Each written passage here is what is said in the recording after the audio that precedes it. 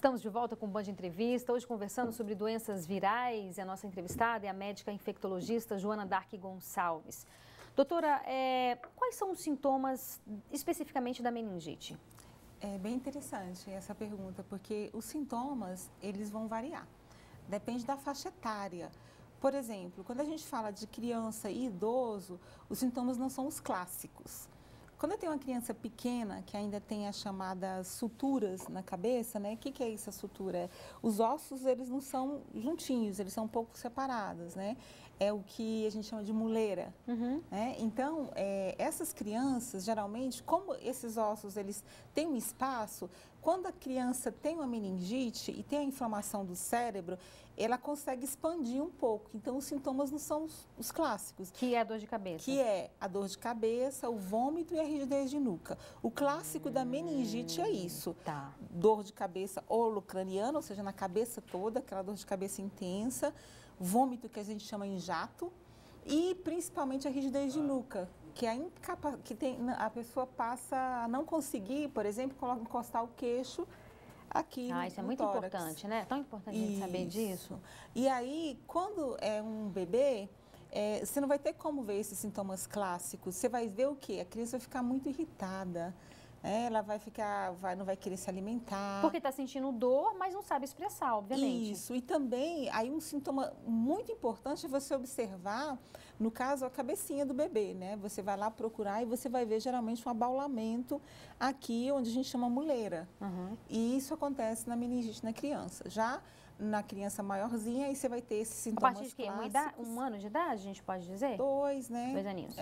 Aí, um pouco antes também pode ser, depende do momento em que fechou essas suturas, né?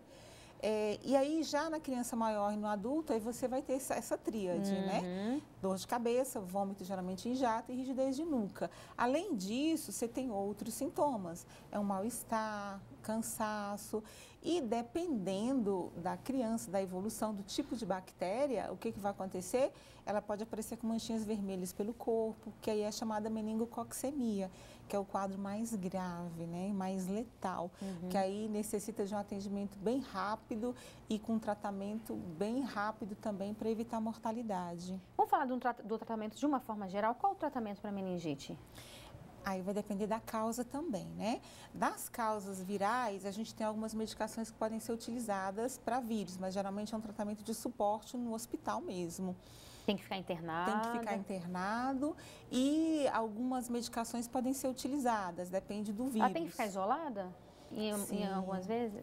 A maioria das vezes, sim. Por exemplo, no caso da meningite bacteriana, a gente sempre isola. Aí sempre isola e faz um bloqueio vacinal também, faz uma medicação. Bloqueio vacinal é pegar as pessoas que tiveram contato, mas são as pessoas próximas, viu? Não vai precisar vacinar o bairro todo, a escola toda.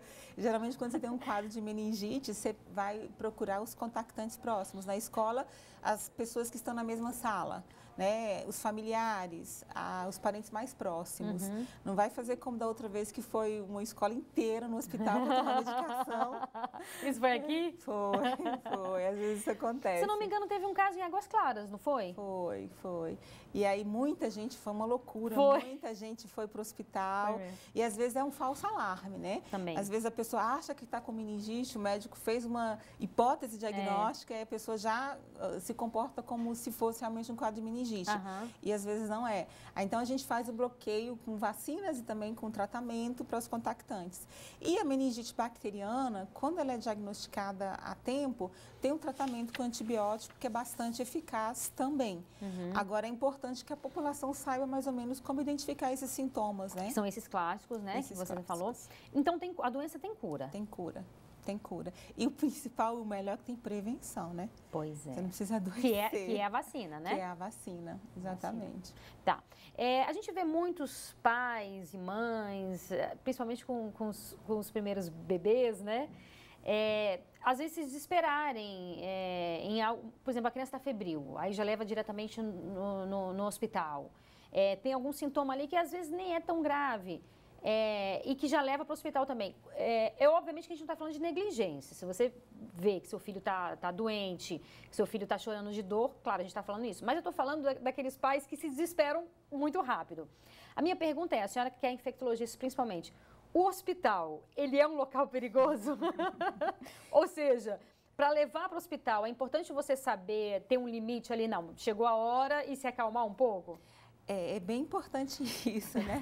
E é interessante isso que você falou, porque quando você vai falar de segurança do paciente, a gente tem informação de que a atividade de maior risco no mundo é você entrar num hospital. Olha isso, tá vendo? E não é só no Brasil, tá? Em países de primeiro mundo, inclusive. Porque você tem um aglomerado de pessoas doentes, você tem uma série de bactérias, de vírus que ficam na superfície e você tem uma probabilidade de, às vezes, ter um erro, ter uma infusão de uma medicação inadequada. Então, tudo isso é risco. Então, a gente tem que ter essa consciência, sim. E o interessante é ter uma rede de apoio, né? Porque se meu filho está febril, eu estou em dúvida, o mais correto é que eu tivesse um sistema de saúde onde eu possa ir a um médico de família, o ideal, né? Ir a um pediatra para esses sintomas básicos. E eu também ter, assim, um conhecimento. Agora, eu tenho que ter cuidado, porque o Dr. Google é perigoso. Terrível. Terrível. Ou você exagera, porque você vê muita coisa, o que é né? muito comum, E se assusta se demais. Desespera e... exatamente. Ou você banaliza. Então, o ideal é que a gente obedeça essa rede de apoio de saúde que a gente tem, através da atenção primária primeiro, é onde eu tenho um movimento menor de pacientes, onde eu tenho menos risco, avaliar. Agora, se eu fiquei na dúvida, a criança está muito irritada, igual o idoso é diferente também. Se o idoso está muito sonolento, está com alteração sensorial, é interessante buscar. Então, tem alguns sintomas assim de alerta que a gente tem que ter cuidado, sim. Aí, o risco de ir ao hospital, ou seja, é melhor ir ao hospital. E verificar se é alguma coisa mais grave do que deixar de ir, né? Que é o que a gente está falando aqui. É muito comum crianças terem febre, né? Porque é o organismo respondendo, não é? E todo mundo, e nem sempre a febre é infecção, muita gente acha que é infecção. Às vezes é uma hipertermia. Se eu estou num local quente, o tempo está quente, eu estou num quarto fechado, tem pais que às vezes agasalham a criança, né? Aí vai lá e coloca o termômetro, está 39. Mas aí é o exagero com relação à roupa, aí é hipertermia. Então a gente tem que ter essa noção para não se desesperar. É muito importante, esclarecimento é tudo, né, doutora? Muitíssimo obrigada pela sua participação aqui, viu? Eu que agradeço. E o Band Entrevista de hoje fica por aqui. Muito obrigada pela sua audiência e companhia. A gente volta a se encontrar na próxima semana. Até mais!